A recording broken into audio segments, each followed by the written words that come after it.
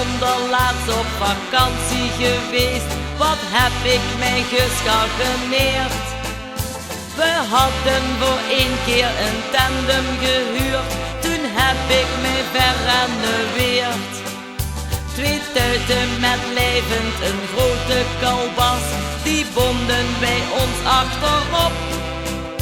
Toen zette men pa zich wat hard op de zit. De hele miljard kiepte op.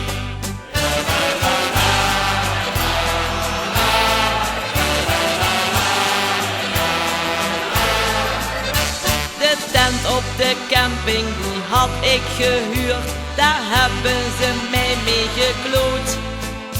Dat hong allemaal met een rijstart al vast. De tafel die miste 1 poot. Er kwam eens schoorregen, toen brandde de lamp. De regen die druppelde steeds. We liepen daar rond met de stijfvolle aan. In het dak van de tent zat zo'n reeks. Ja, als ik dan alsjeblieft, meneer, elke keer met 2 bier en al. Oh jezus, ik kan hem allemaal schakelen zetten op man. Mijn pa is daar ook naar de slachter geweest. Hij had zich wat biefstuk gehaald. Toen pa in de tent kwam, toen zag ik het recht. Daar had hij zich vies mee verdaald. Dat was geen biefstuk, dat had ik gezien. Het was maar een hoopje de lut. Ik heb het toen maar in een ketel gekwakt en hoorde het mij in mijn gut.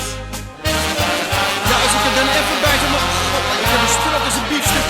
Ik zou wel aan mijn boerenkiel liggen, dat ik niet. Maar als je dan even meneer uit. Ik ben krank geworden en was niet te goeie. Een schuiverij liep door mijn lijf.